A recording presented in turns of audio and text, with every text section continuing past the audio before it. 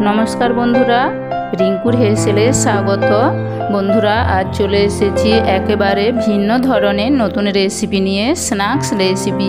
बंधुरा पिस काटा रुटी दिए कत सुंदर टिफिन बानानो जाए आमी सेई रेसिपि आज आपनादेर करे देखाबो। तो चलुन बंधुरा रेसिपिटा देखे नेওয়া যাক।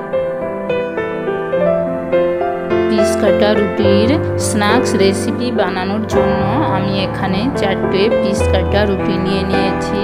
आमी একটা ছুরি দিয়ে রুটির চারধারটা কেটে বাদ দিয়ে দেব। দেখুন বন্ধুরা এই বাতিল অংশগুলো আমার লাগবে।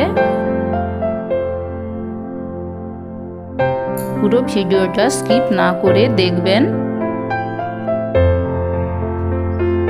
বন্ধুরা সকাল কিংবা বিকেলের নাস্তা হিসেবেও ব্যবহার করতে পারেন, কিংবা বাচ্চার স্কুলের টিফিনে এই রেসিপিটা বানিয়ে দিতে পারেন। দেখুন আমি কিভাবে বানাচ্ছি। আমি 4টে রুটি ভালোভাবে চারধার কেটে নিয়েছি। আমি একটা পাত্রে পরিষ্কার জল নিয়েছি। জলের মধ্যে আমি 4টে রুটি ডুবিয়ে রাখবো।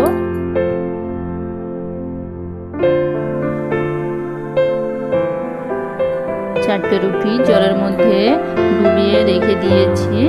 আর নিয়ে নিয়েছি একটা বিস্কুট ও কেটে ফেলে দেওয়া রুটির বাকি অংশগুলো আমি একসাথে ভালোভাবে গুঁড়ো করে নেব।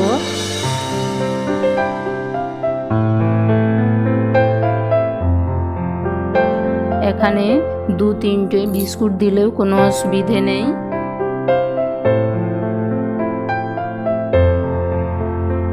আর নিয়ে নিয়েছি সামান্য পরিমাণ ময়দা। ময়দায় আমি সামান্য পরিমাণ লবণ দিয়ে পরিমাণ মতো জল দিয়ে পাতলা করে বেটার বানিয়ে নেব। বন্ধুরা আমি এই রুটির স্ন্যাক্সে আজকে আলু দিয়ে আপনাদের বানিয়ে দেখিয়েছি। আমি আর একদিন আপনাদেরকে ডিম ও আলু দিয়ে বানিয়ে দেখাবো।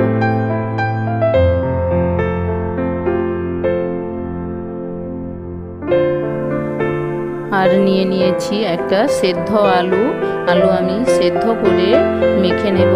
আলুটা গরম তাই আমি চামচ দিয়ে মেখে নিচ্ছি। আলুর মধ্যে আমি পরিমাণ মতো লবণ ও পরিমাণ মতো কাঁচা লঙ্কা, পরিমাণ মতো পেঁয়াজ কুচি, পেঁয়াজগুলো ছোট করে কেটে নেবেন। আর নিয়েছি ছোট করে টুকরো করে টমেটো কুচি। আর দিয়ে দেব 1 চামচ জিরে গুঁড়ো, ভাজা জিরে গুঁড়ো। সমস্ত উপকরণ আমি আলুর সাথে ভালোভাবে মেখে নেব।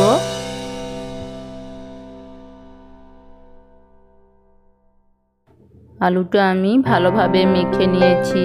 এবার আমি পরিমাণ মতো আলু নিয়ে রুটিগুলোর ওপরে লম্বা করে বসিয়ে দেব।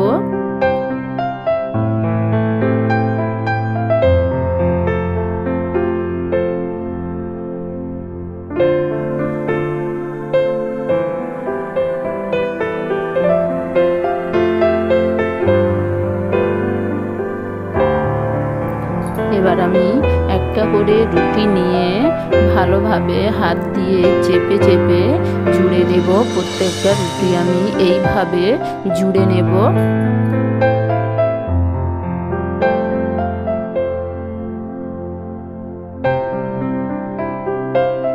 রুটি জুড়ে নেওয়ার পর আগে থেকে বিস্কুট ও রুটির গুঁড়োগুলোর মধ্যে দিয়ে ভালোভাবে রুটির মধ্যে জড়িয়ে দেব।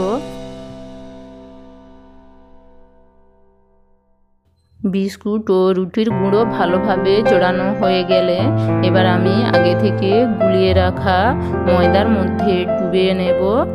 আগে থেকে আমি গ্যাসের আঁচে কড়াইয়ে তেল গরম করে রেখেছি। আমি একটা একটা ভেজে নেব। আমি এখানে দুটো একসাথে ভেজে নিচ্ছি।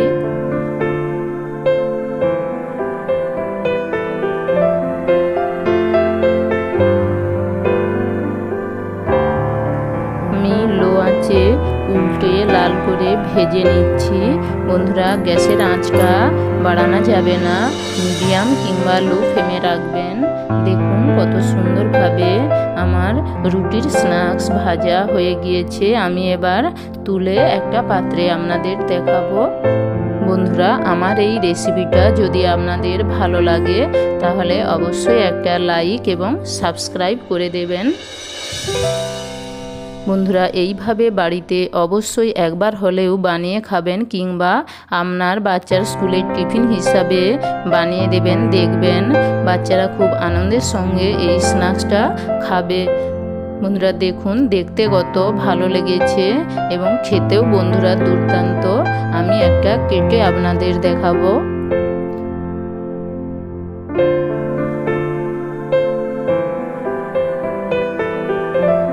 বন্ধুরা আজ তবে এতটাই, আবার দেখা হবে নতুন কোনো রেসিপি নিয়ে।